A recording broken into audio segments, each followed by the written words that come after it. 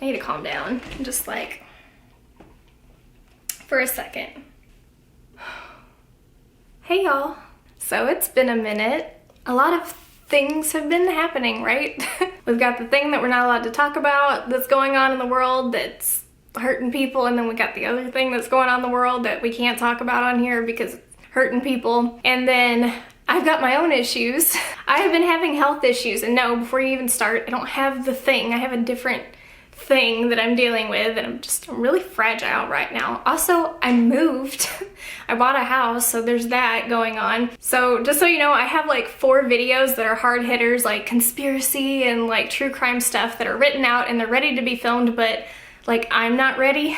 So I thought that we could do a little book chat today. So I just want to announce before we start the book review that I am doing an Eensy Beensy giveaway. Can't talk. I'm giving away 2 of these museum quality prints. They are 5x8 of the piece that I did called The Day. So if you're interested and you want to enter, all you have to do is subscribe to this channel and leave a like and a comment, and go subscribe to my Instagram at Kassie Sketches to be entered to win one of 2 of these nice little prints. And obviously I'll sign the print and write you a little note telling you how special you are. So go do it, hurry. A Sorcery of Thorns is a YA fantasy novel that was written by Margaret Rogerson. And I actually read her other novel, which is called An Enchantment of Raisins. I read her other book, which is called An Enchantment of Ravens. An Enchantment of Ravens was also very good. It's another YA fantasy, kind of love story kind of thing. And I have to say that after reading both of them, Sorcery of Thorns is so much better than Ravens, in my opinion. Sorcery of Thorns is a YA fantasy about a young woman named Elizabeth who is a assistant librarian in this huge great library that's filled with magical books called grimoires. The grimoires are not only spell books, but they also are kind of alive. There's so much magic and power put into these books when they're created that they actually sort of become sentient, and they're all different. There are some that are pretty benign and friendly, and there's some that will like bite your fingers off. And whenever something bad happens to one of these grimoires, they can go as far as actually to become like monsters, like physical monsters. So it's a pretty dangerous job. The librarians are more of, they don't actually use the grimoires. They're not witches and wizards and stuff like that. The librarians sort of guard the grimoires and keep them from falling into the wrong hands. And the belief among librarians is that sorcery in and of itself is a bad thing. Like, it's very evil, and they have to watch over the grimoires and sort of keep the sorcerers of the world in check. So part of the main reason why the librarians are taught that the sorcerers are evil, bloodthirsty people is because in order to be a sorcerer in this world, you have to sort of summon and partner with a literal demon from hell. You have to summon this demon in a ritual that is shown in the book, and it's really spooky and fun. In order to sort of partner with them, you have to bargain away a certain number of years off of your life, because demons eat human life force. Elizabeth is put in a position where she actually sees a grimoire become one of these monsters, and she has to kill it, basically, to save the village and also the library that she works in. But even though she saved a bunch of lives, it's not necessarily seen as a good thing. The fact that she destroyed one of these magical books is seen as a huge crime, so she has to stand trial in front of all of the sorcerers, which is really scary for her because she's been taught her entire life that they're evil people. So the main sorcerer, Nathaniel, is the one that was charged with coming to the library after the grimoire was killed and taking Elizabeth to the Collegium to stand trial, and that's how they kind of meet. However, the entire plan is kind of derailed when Elizabeth and Nathaniel kind of become friends, and when they get to the town that she's going to stand trial in, she actually gets attacked by a bunch of like lesser demons that are sort of like the hell dogs from Resident Evil, and they're called fiends, and she and Nathaniel kind of have to team up to fight them off. And that whole like thing kind of makes it seem like, well, maybe there's a bigger scheme going on. Maybe there's a bigger conspiracy that would make whoever actually made that grimoire a monster want to get Elizabeth out of the way. So the entire rest of the book is Elizabeth trying to figure out who made the original grimoire into a monster and like caused the death of her superior, who she liked very much, figuring out what this big conspiracy is, why these grimoires are turning into monsters and killing people, and why the library sorcerer system is kind of being disrupted. So here are my thoughts without spoilers. I'll do spoilers in a minute, I'll let you know. But I think that it's a nice adventure read. I think it's pretty lighthearted and kind of like a warm read that's not gonna give you too much anxiety. The pacing is pretty nice all the way through, but it is a very long book for Margaret Rogerson. That in and of itself, plus how many locations you go to and how many things happen, can make it seem like, oh my gosh, are we ever gonna get to the end? I really liked how Margaret Rogerson set up the entire world of this, because there's not really a time period specifically stated or like a style, but in my mind it was like late Victorian era, and there was also some like steampunk elements.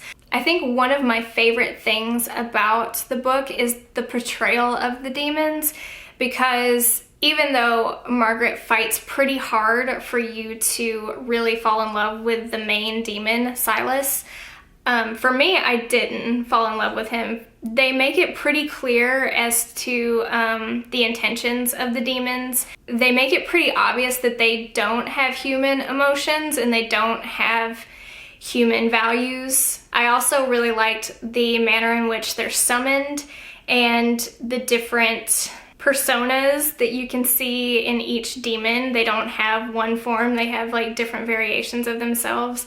And I loved that. I felt like it was really accurate, if you believe in such things.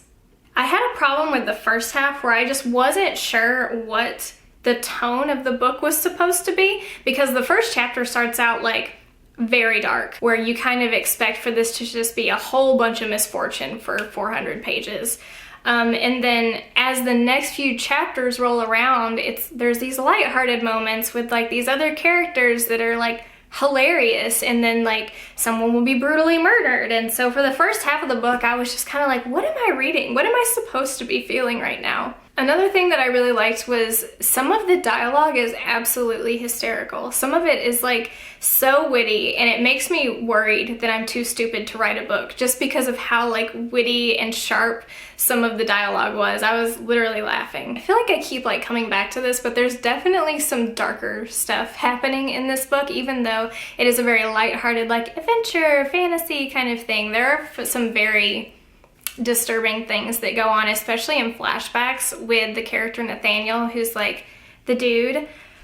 He witnesses something really traumatic when he ends up bringing Silas into his service, and he has to deal with that for most of the book, so just prepare for that. The main character, Elizabeth, I didn't mind her. I keep hearing that people don't like her, that people think she's a Mary Sue. I don't think that that's incorrect, but throughout the book, there are two instances where Margaret Rogerson really tried to do this, and I don't know if she meant to or not, but there are two characters, and Elizabeth is one of them, they present an example of what it's like to be brainwashed. Elizabeth, throughout the story, will come out of her brainwashing, and she will realize that the world is not necessarily how she was taught it was as a child growing up in the library. And I loved seeing that theme where she comes in and she's naive. She's not only naive, she's actually kind of bigoted towards sorcerers and towards demons. And there's another character that is also brainwashed, but he doesn't come out of it. And you kind of see how that path leads him in his story, and I found both of those really interesting. One of my favorite things about this book, and I feel like me and Margaret Rogerson would be such good friends, is she makes a lot of allusions to Gnostic Christianity, like the forbidden Gnostic Gospels. There's a lot of mythology that was kind of borrowed from that, especially the Book of Enoch that she used in the story. And it's not like super accurate to how the Gnostics view these archetypes and characters, but she used them enough to where I was like, I want to be your friend. Like, I get it. So before we get into spoilers, just to recap, I really liked the book. There were things that I didn't think were perfect, But overall, I think it's fun. If you're just wanting to sit down and read something that's like fun and makes your brain kind of hallucinate in this pretty fantasy world, I think you'll really, really enjoy it. I gave it 4 stars on Goodreads. Go check it out. And now we're gonna head into spoilers for those of you that want to spoil yourself or those of you who have hopefully read it. My main qualm with the story was the relationship between Elizabeth and Nathaniel. So in the beginning, she meets him and she like touches his hair to see if he has pointy ears, because that's one of the lies she's been told, is that sorcerers are so evil, they have pointy ears. So when she meets him, she like kind of weirdly brushes his hair to see if his ears are pointed.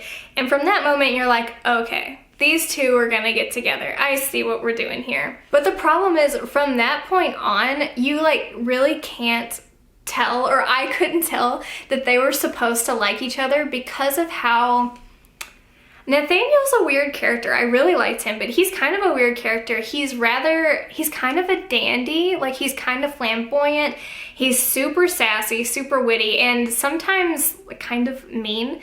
And there were a lot of things that he said to her that were pretty like snarky and mean, even though they were funny. For like over half of the book, it kind of felt like when they tell you when you're a kid, like, oh, he's just being mean to you because he likes you. But it really just felt like he didn't like her. It felt like he thought that she was like stupid. It felt like there weren't enough like intimate get to know you scenes between those two, but there were a ton of those with Elizabeth and Silas the demon. They were trying to set up this connection between Elizabeth and the demon, except not really. It was confusing. It was really, really confusing. And I think that was done because Margaret Rogerson really wanted you to like Silas. And so since we're seeing everything through Elizabeth's eyes, they have to have more scenes together to make that apparent. But it just felt like maybe we could have traded 2 or 3 of those intimate scenes with Silas for Nathaniel, because I really didn't think that they were gonna be together. Like I was like, maybe this is one of those stories with no romance, and like I'm fine with that.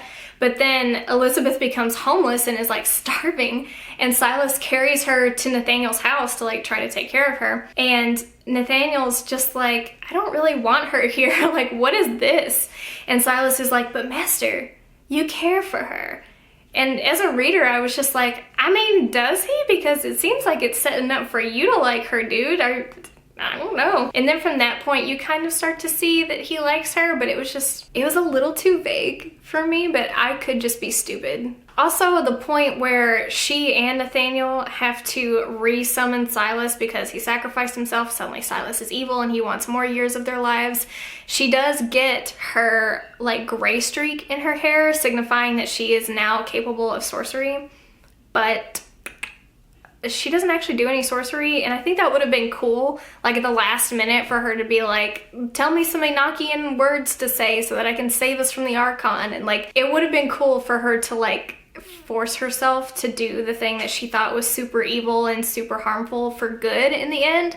Could have been interesting. The book really just needs a sequel, to be honest, because there's so many loose ends that could really be tied up nice, Margaret. Please give me a sequel. I did really like the idea of the books having different personalities and different powers, and that like grimoires are essentially alive. It reminded me though of that book. No, it's a movie. It was an animated movie that came out in the 90s. And there were books. What is that called? Hold on. 90s animated book movie. The Page Master. It reminded me of Page Master a lot, which is probably not what she was going for. I would really, really, really, really, really like to see a sequel. That's kind of where I keep landing in my head, is like, there's this loose end and there's this loose end and this was interesting, but so was this, and I don't know why this happened, and I just feel like it needs a sequel. Margaret, we need a sequel. I know you're writing another thing right now, but you can, next year publish a sequel, okay? So all in all, I actually really did have fun reading this book. It was a really fun buddy read between me and 2 of my friends, and across the board, we really liked it. So if you're interested and you want something to read to get your mind off of everything happening in the world, and you just want something to do that's not gonna stress you out, pick up Sorcery of Thorns by Margaret Rogerson. I'm gonna be doing a couple more book reviews. I'm not trying to join BookTube, like I promise. I'm not trying to join BookTube. There's too much, they scare me over there. But I am reading lots of books right now, and I would like to talk about them, so there might be more videos, especially about the Witcher series. Hopefully I'll be feeling better. really, really soon, and we'll be back to our regular scheduled program. But for now, I'm fragile and I just want to read some books and drink some tea and gain my quarantine weight, okay? Just let me be me.